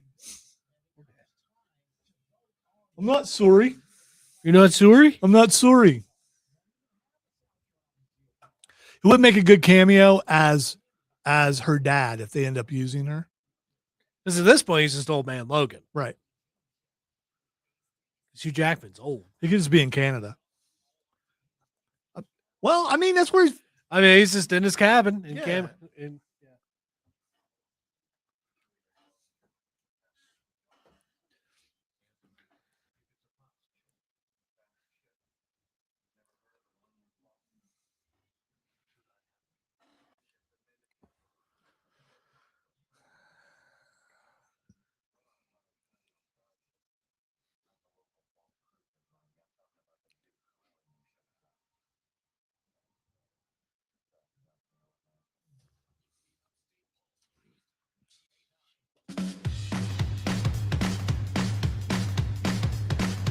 Well, welcome back into the Upstate Pulse. Lonzo and Cameron here on a Saturday night, having fun. Believe it or not, the show is 35 minutes away from being over. It goes by pretty fast. Having a lot of fun just talking with Yins. If you would like to be a part of the show, 800-905-0989. Okay to have fun while you're out and about. Just listen to us on your way. If we are your wingman, hey, girl. That's your guy right there. He's amazing. Yeah. You help me. Why are you laughing? What's so funny? Why do I hear that everywhere I go? Oh no, here he comes. Watch out, boy. Anyway. All right, we're talking You D23. better watch out at the Denny's. We're watching. Ooh, Denny's. We ain't had Denny's in a long time. I do love a good Grand Slam. Yes, me too. But links or patties? Links. Okay. All right. We're talking D23. A couple more things I want to talk about, and there have been announcements today that we're not going to get to because it happened today. And once show prep's done, The book is closed. Once you shut the laptop down, a lot of things happen while we're on the air usually, but there are 3 things that happened that dropped trailers. The first one, let's go with Ahsoka season 2. Ooh. After almost 3 years, Star Wars Ahsoka is back, and the trailer for season 2 premiered last night. All right, so if you remember, if you remember what happened was, they went to the other side of the galaxy to get Ezra Bridger, Yes. and it got him. But there's someone Well, else then they there. screwed up. There was someone else there. There's a blue guy, Yes. Admiral Thrawn, General Admiral Thrawn, a Grand Admiral. Grand Admiral Thrawn just happened to be there. Well, he's not there anymore. Neither is Ezra. They went back to the other side of the galaxy, but Ahsoka did not. Nope. It's Sabine. Ahsoka and Sabine are stuck on the other side of the galaxy, but they're on that planet. It was the witch's planet or whatever, right? Yes. So, and the rogue Jedi, Sith, whatever, he still exists. Unfortunately, a different actor is playing him, and so does his Padawan. Yes. So, what they're trying to do is they're trying to get back to the other side of the galaxy, Well, they're also trying to discover what's hidden on that planet. which is some sort of weapon that could supposedly end the war, according to the trailer. Now, the cool part about the trailer, there are flashbacks that shows young Ahsoka again, and you see Anakin when he's alive Yes. fighting beside her, which looks really good. Fighting And like a dark Jedi. and the fact then later on, she's talking to him as at her age now, Yes. and he's like, "I'm always walking beside you." It's like, okay, all right. It's still cool. It's cool to see Hayden Christensen. Luke and Leia are just like, where are you at, Dad? Yeah, it's cool to see Hayden Christensen being able to continue as Anakin Skywalker, Oh, absolutely. and I am looking forward to this the show, and it comes back in October. I think. wonder if this Yeah. all ties back into the Mortis gods. We're gonna find 'Cause out. They had the statues and stuff like that at the end of the series. So We are definitely going to find out. All right, the next trailer might be my favorite, and it's Vision Quest. So Oh, yes. Vision Quest looks really, really good. So Vision, White Vision, is all right. He's I was watching some show and they called him Mayonnaise Vision, but Mayo Vision. yeah, so It just Hey, makes you just sound all right, like let's you- go with Pasty Vision. Pasty Vision is back in Scotland, I believe it is, Yes. working at a pub. And Which, if you caught, was back where he and Wanda were Right. during It's where- Infinity War. yeah, where he and Wanda hung out before everything went awry. To Poopy. Yes, so to speak. And so then he goes in the cooler and he's kind of shuts down at night. But in his head are all the AIs from almost all the movies, including Jarvis and my favorite, You and Dummy. Dummy's the fat one. I didn't even pick that up. Yeah, it's You and Dummy. So Which, by the way, he's from the play that goes wrong. The big guy is. Is he? It's like, I'm so looking forward to seeing him. So in Iron Man, he's got those mechanical arms or robot arms. Yeah. They actually have AI in them, and those are the AIs. I never put that together. So the girl is Friday? Yes. Holy crap. So all the AIs that they have dealt with, not was it Edie? I don't think Edie's in there. Edith was like Edith. in the glasses. So for Spider-Man. I don't think Yeah. any of the Spider-Man AIs are in there, but the ones for Tony Stark and for And Yeah. then of course there's Ultron. Peepaw. Peepaw. Peepaw. I love he said, oh, this is going to be such a good show. So I I showed it to my wife and I'm like, so he's just playing the character he played in Blacklist, right? Not quite. Just But, as I mean, it's hard to like, he's been a smart aleck his entire career. that's just him. That's And- just him being And, Spader. and that's how James Spader, it's his delivery. With the beard throws you though. He's going to be way more evil, but So Pasty Vision is trying to figure out, so he has all these memories, but they're not his. They're the memories of the other Vision, and he's trying to make them his memories. So he's in like a theater in his mind, theater of the mind, and watching all these memories and things. And then he finds out that his son is out there, and it's Tommy, which is the fast one. yes. I forget his name. Because Billy, I think, was the magic one, right? Billy was Wiccan. I'm trying to remember what Tommy's name was. All right, so searching for new meaning, he consults the AI personas embedded in his programming, including Friday, Edith, Jarvis, and the infamous Ultron. His discrete existence ends when a bounty placed on his head thrust him on the run with Tommy. A mysterious boy who may be Vision's son, reincarnate. As Vision evades capture, he must confront his nature, resist Ultron's influence, and unravel the enigma that is his young companion if he's to survive. All right, so some people are speculating that, first of all, we're going to talk about Doomsday in a second, that Wanda is alive and that she is one of the witches. And Yeah. if so, we already know that Billy's alive. Now we know that Tommy's alive. And if Vision gets his memories back, then the family could get back together. See, the other question is like, will Ultron get loose? Of course he's going to get loose. We don't know who the bad guy is in this thing, and it's probably Ultron. Yeah. In the end. But even if he doesn't get loose till the end, then they have him for later on down the line. I kind of hope that they do, because I feel like they didn't get to use him enough in Age of Ultron, which was a moment of Ultron. Because the other thing is, like, if you were Ultron in that moment, you would sneak away, be very quiet, and build up stuff very All silently. right. Watching, researching things, and a lot of people speculate because Ultron made Vision that parts of him were in it because he was going to take over the body. So those are the parts that are left alive. The other thing is, Vision had all that. I think mental acuity might not be the right way to say it, but like a lot more lived experience to deal with that before he died.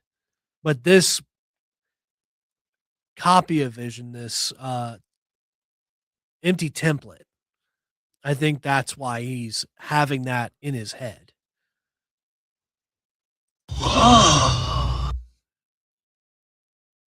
Thank you, Ted. Sometimes they're hard to find. All right, so looking forward to that, and that's coming up soon, and it's probably going to be one of the last live action, and they count it as a trilogy. So WandaVision, Agatha all along, and Vision Quest as a trilogy of shows. Look forward to that, and then finally, Avengers Doomsday. They dropped a trailer, and this is the best trailer yet because He used to be such a nice guy. Because it explains enough, but not too much, I don't think. Yes. Because it's going to be 2 movies, and it's going to be on such a grand scale. Because Secret Wars is, I mean, that's part 2 of it. They're not calling it that, but it is the fact that Sue Storm is narrating. Yes. And as soon as she starts talking, and she's talking about Victor, they know Victor. So that means Victor is from their universe. And also the fact that we get Mr. Fantastic going, Victor, what did you do? So in the comics, they have a relationship. Yeah. And friends, then enemies, that type of thing. If you've watched any of the Fantastic Four movies, you already know that, the ones that had Doom in it. This is, I mean, there are so many speculations online about, well, Robert Downey Jr. is playing 2 characters. He's playing Dr. Doom. He's playing someone who's not Dr. Doom. No, he's not. He's just playing. We're Dr. seeing Doom. early Dr. Doom Yes. and then later Dr. Doom. He just changed his mask. I mean, you advance as you get better magic.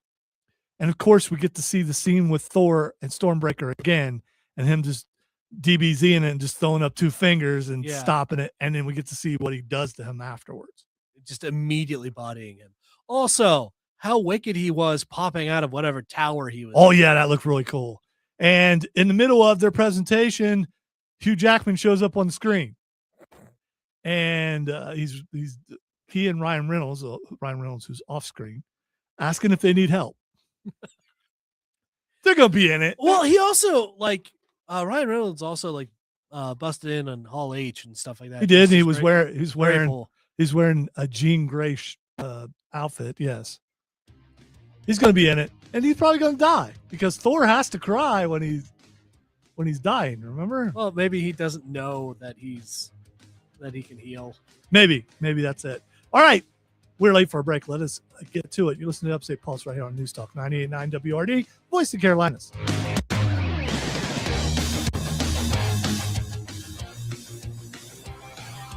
Why was Thor crying?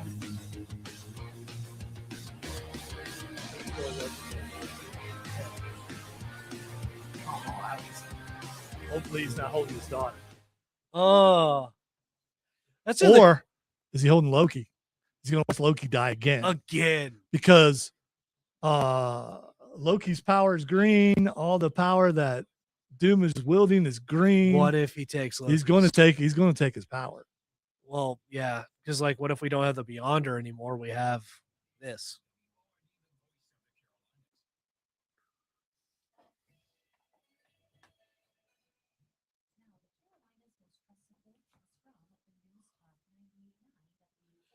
Now the question is it like, did Doom lose like his wife, child, or Well, that's what it looks like. He lost his wife and child for sure. 'cause I know in the comics, his mom like gets trapped in hell or something.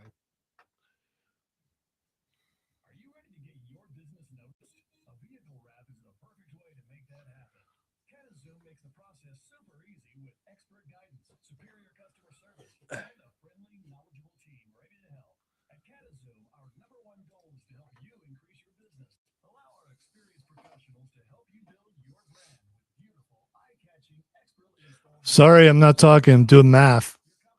Doing math. It's Key Universe.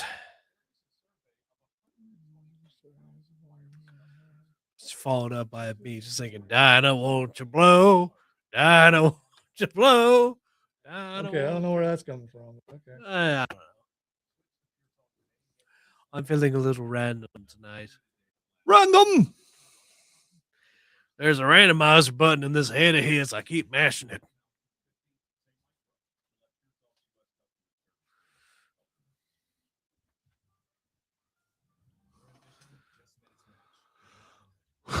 Ever been to a turkey? Never mind. Never been in a cockpit. I've never been to a Turkish prison. No.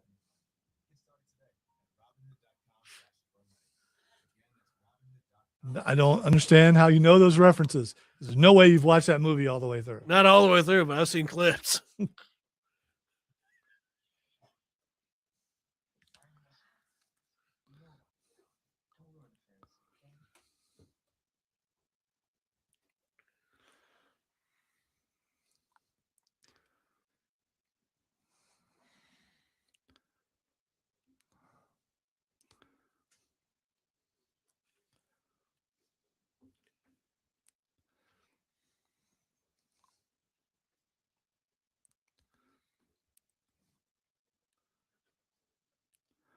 All right, time to get in the roundtable. I want to say I need people. Okay.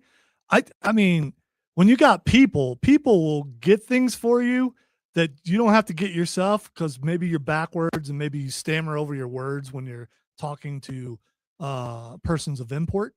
Not people who have not illegals, but I mean important people. Not people who are being imported. Yes, I had to clarify there. Because a lot of people have already seen Lanterns. All these podcasters and stuff, they've already seen it, and we ain't seen it yet. But it comes out tomorrow night at 9:00. And I am so pumped and excited about this. Okay. Supposedly, the naysayers, the ones who down with DC, are really excited about this and say it's really good. It's going to be gritty. It's going to be adult. It's going to be, I don't know. I don't think it's going to be boys-esque, but it's going to be. I think the comparisons I've heard is very True Detective. Right. So not like James Gunn and DC did something that you do on occasion, and Cameron's wanted to avoid it. I wanted to avoid it too, but because we haven't seen it yet, and all these other stinking people got to, they put out the first 5 minutes of the show, and it's like, okay, let me watch these first 5 minutes. And if you watch those first 5 minutes and don't watch the rest of the show, I don't get you. I don't, because those first 5 minutes are so compelling that I'm going to spoil. And the reason why I'm going to spoil is because I want you to watch it. The first 5 minutes are of Jon Stewart as a kid with his brothers, and they're watching Hal Jordan on TV. for his first interview. For his first interview as Green Lantern.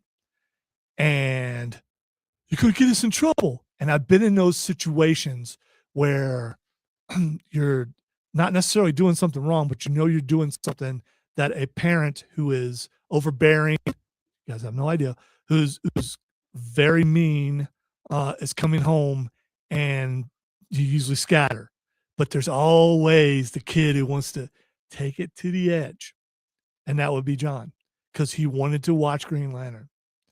And his dad walks in, and his dad is a military man. I think an Army. Doesn't he look like Army? Man? Army, yeah. And he says, "What was his name?" So he knew right away when he walked in that his son was watching it. Yeah. Because he was probably told not to, and he did it anyway. So then he tells him his name. That's Hal Jordan. And then it's all right, let's go outside, son. It's like, oh no. Oh no. I mean, I've seen a lot of those movies where like The Great Mancini or whatever that was called, where the overbearing parent that's a military guy who is very abusive and stuff. It's like, this is not going to be good. No. And we're going to find out why Jon Stewart is how he is in this show in the first 5 minutes. And as they're walking out, he grabs an apple. And I'm like, oh no. Oh no. He's grabbing that apple. He's grabbing an apple. And then Jon Stewart has to go and stand by what looks to be a garage, I believe. Or a shed or something. And put an apple on his head. Well, his dad pulls out his firearm to shoot the apple. And what Jon Stewart does, he stands perfectly still, like it ain't no big deal, and comes over and goes with dad and goes in the house. As Cameron pointed out, there are a lot of bullet holes. Of varying heights. And I never noticed that. Can you imagine the fear of having to grow up like that? But he showed no fear at all. The question is, did he start off like that? This is why he's being picked as a Green Lantern. Yes. Because he has no fear at all. You don't watch an abusive parent with a gun going to shoot an apple off your head and do not flinch. And so if you haven't watched the first 5 minutes, it's out there, watch it. Even though I told you about it, I am nowhere near as intense as the moment is. And anyone who's had to deal with abusive whatever, you right away are going to go, oh no. But you'll see how strong of a character this guy is. This little boy is. Like he's like a kid. So I am flashback. I am so looking forward to this show. And supposedly it's doing well on Rotten Tomatoes and getting good reviews by a bunch of other people. To me, that's not always a good sign. But we'll see. Sometimes there's a consensus. The bits and pieces that we've seen of it, it looks really good. But it's dark. So the DC lovers who only like darkness, they're probably going to enjoy this. And say, see, this is how everything needs to be. And then the next thing they're going to see is Clayface. See, it needs to be dark like this. It needs to be all this. And then we're going to get Superman Man of Tomorrow. Yeah. And it's going to be all bright and sunshine. I will say, for as many people are complaining about the direction of the DCU, there's more darker movies in it than there are like light movies. Exactly. Superman was like the only one that like has a more lighter tone and direction. He was lighter tone. Yes. Everybody else was not. No. It's like, think about it. Lois was not lighter tone. No.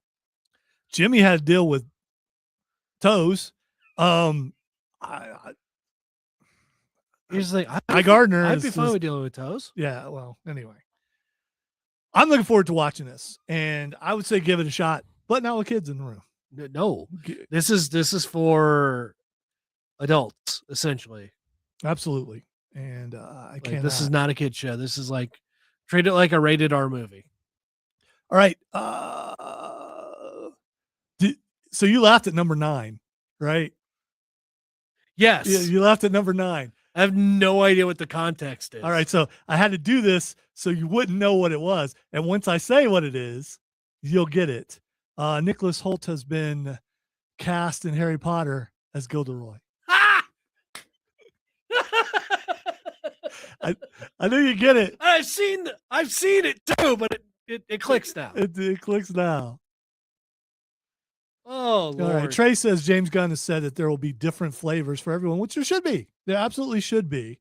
So Nicholas Hoult is Gilderoy. How is he going to do that? I feel like it'll be easy for him. It's going to be interesting. Dude has such a range. He can play. He does. And seeing him as Beast, you're like, okay, is this the kind of characters he's going to play? But he's been in, was it Nosferatu or was it Renfield? He was Renfield and Like he's also been in Nosferatu as well. He also has been. He's done a lot of things, and he's been. He's also in Catherine the Great, I think. He's. I saw a clip of him. He's just like the most prissy aristocrat I've ever seen. He's an excellent actor. All right. Yeah. Something happened down the road, and this happened during the Bill Frady show Thursday. Something happened at Costco. Oh yeah. So this guy with a machete and a pickaxe takes the pickaxe supposedly and like busts out the jewelry stuff, the jewelry counter, and is still in the jewelry. And then he was subdued by Costco customers. How do you get the pickaxe? So we've been to Costco. I don't remember. I don't think they have a pickaxe. I don't think they have a tool I don't think section that. So they don't have a mining and ore like extraction section. So this is bothering me. And me and Bill were talking about this. Is like, how do you get the pickaxe? Did he walk in with a pickaxe? Because those guys looking at the card, did they see him have a pickaxe? They're like, oh, maybe he's returning it. Is that what they thought? Not thinking, okay, we don't sell pickaxes. Maybe he snuck in somewhere. Or maybe the reports are erroneous and it wasn't a pickaxe. But a pickaxe is big. Yes, it's a big tool. The question is, how big of a pickaxe? When I think pickaxe, no, I know what you're thinking of. I think break rocks, break dirt. Yeah, pickaxe, like an actual like pickaxe that could be used for that sort so of. I'm just picturing my dude walking in with a pickaxe in one hand, a machete in the other, going, "Sup?" just walking. No one saying a word. Well, I mean, if someone walks in, if you're let's say you're the Walmart greeter or you're the guy at Costco checking the card. Well, I ain't someone walks in with a machete and a pickaxe. You probably, or was there a rush? Because that place is always busy. Yeah. And he just walked by and no one noticed. Was he wearing a trench coat? Did he have a trench coat? Listen, how demented you'd have to be to wear a trench coat in this heat. All right. Dude took a pickaxe to a whole bunch of Yeah, jewelry. that's a totally different thing. I mean, that's crazy, but wearing a trench coat in this heat? No way. That's too far. That is too far. No one's doing that. I'm just again, it makes me think it's a tinier tool that could be equated to a pickaxe. It's not a pickaxe then. You're right. What is it, a Yukon Cornelius thing? A little nothing. It was like a rock hammer. Is that right? But that's not a pickaxe. Could technically qualify as one. I don't know. I don't know. It depends on the steel and the. All right, we're gonna take our final break. We're gonna come back, hit the lightning round. It's a pickaxe, man. Listen to Upstate Pulse right here on News Talk 98.9 WORD, the voice of the Carolinas. Stinker.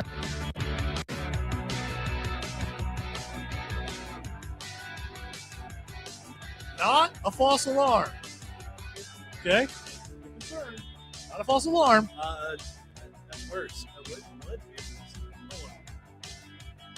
Right, but it said a pickaxe, not an ice axe.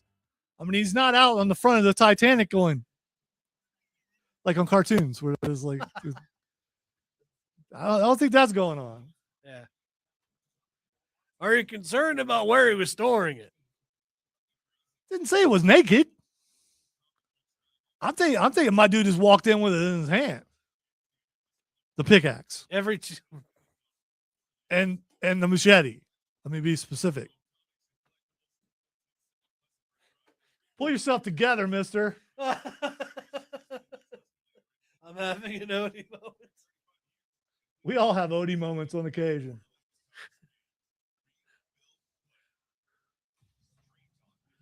Well, I bounce back quicker. You do.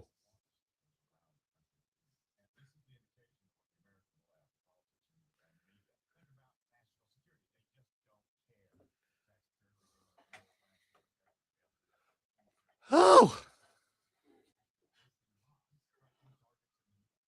A pickaxe, man. Why?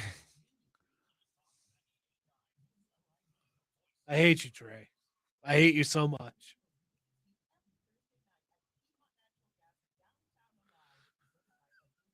A dad joke? Yes, that's a dad joke. That's a dad joke. Okay.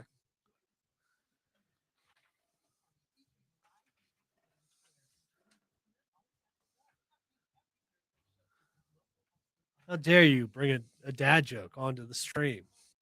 The sanctity of it has been fouled. Well, I needed to. I mean, no, you bring all the jokes you want. Clean if you can, because we're not for general audiences, but I mean, it's Wonder what disclaimers. it's more like it's a PG-13 unless Odie's here. Then we have to fight to not go NC-17. Yes. I feel like it also deals with comprehension as well. Never mind. You didn't get it. It's fine.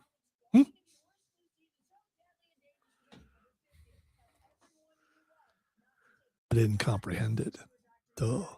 That was the joke. Yeah, It was masterfully done. Hard to believe.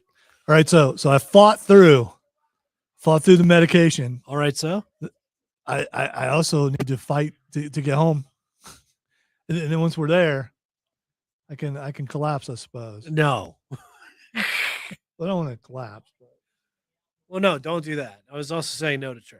I could collapse into my chair.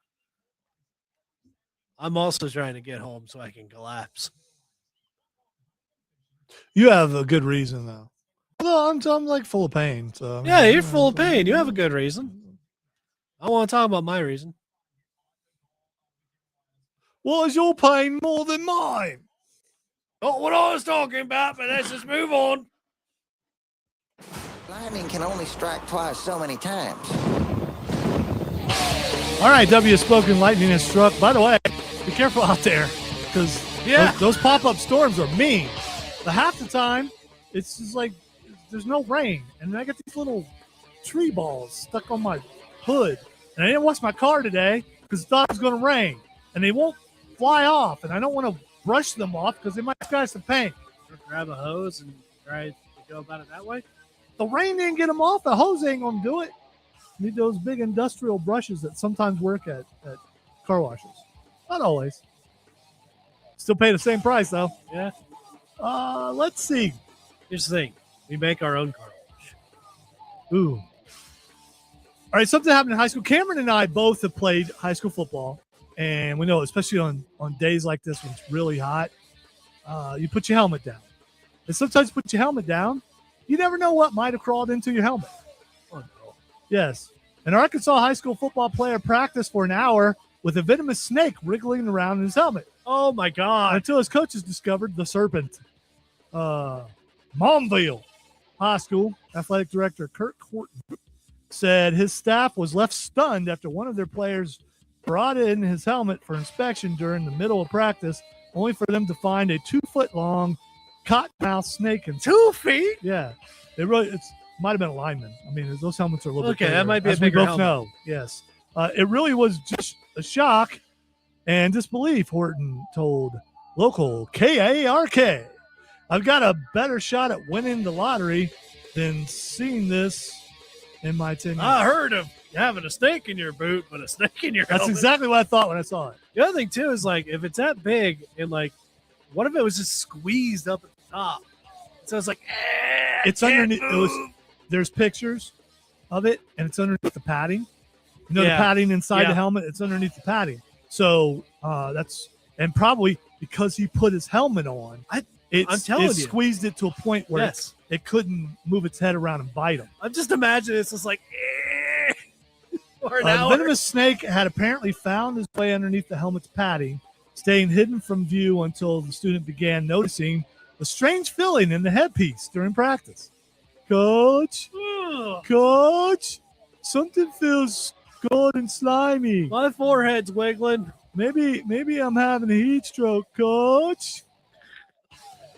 Is that how you? Yeah, well, yeah. I mean, the school That's how I staff. talk to certain coaches. The school staff was able to secure the helmet inside a tote bag before the Monville Animal Service arrived to take custody of the animal.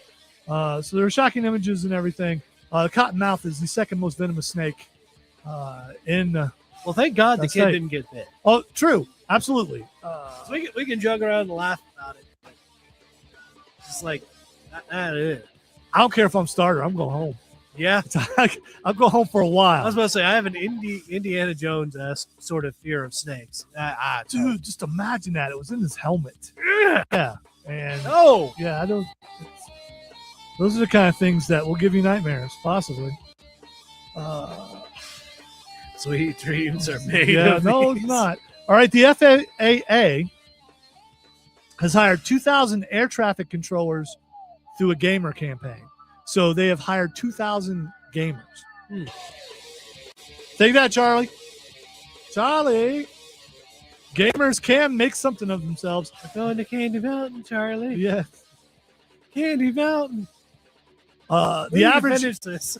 the average salary for a air traffic controller 2 years ago was $144,580 a year. Maybe I need to be an air Listen, controller. they say that gamers, which we know, you have to have quicker hand-eye coordination. Can I You put in also my have- resume for like Destiny and all that Resume. stuff?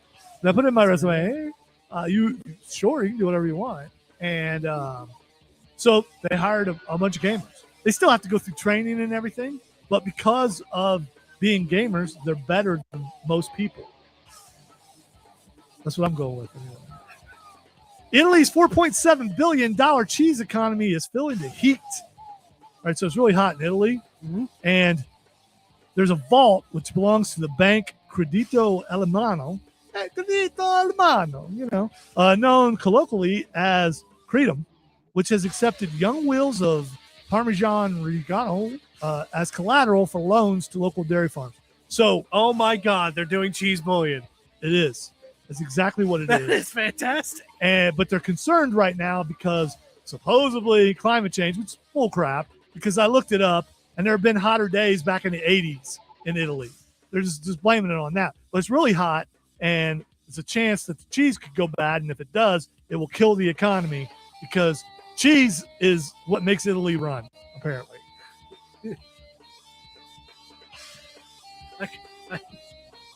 And we're big fans of cheese here on the Upstate Pulse. I love cheese. That would be such a sad day. All right. Oh, well, I don't know where to go with this. I keep missing. All right. I got time for one more. It's been in the news. Taser gloves, man. Taser gloves? Taser gloves. Ice has taser gloves. So they grab a person and it tases them. There's video. I have shock gloves. They have the literal The Batman stuff. Yes. I was also thinking a shocking grasp. See, I was thinking Batman. That's also a good point Yes. too. So they have these. There's video. I have never seen Bill Frady gleefully laugh as much as he did when I sent him the video. That's terrifying. It is terrifying, but also amazing that they have those. I know, humane stuff, whatever. They're shock gloves, dude. And even You're just happy that the Batman. there's one person down. electrocution- Yes, because it's my favorite thing from Batman of all time. Yes. They showed it. This one guy's laying on the ground. He's struggling. They pulled up his shirt. They put the shock glove on his back. Oh, That was awesome. All right. Thanks to everybody for participating, for listening, and all that kind of stuff. We will be back next week. This is the Upstate Pulse right here on News Talk 98.9 WRD. All right. Maybe we'll be back next week. I don't know.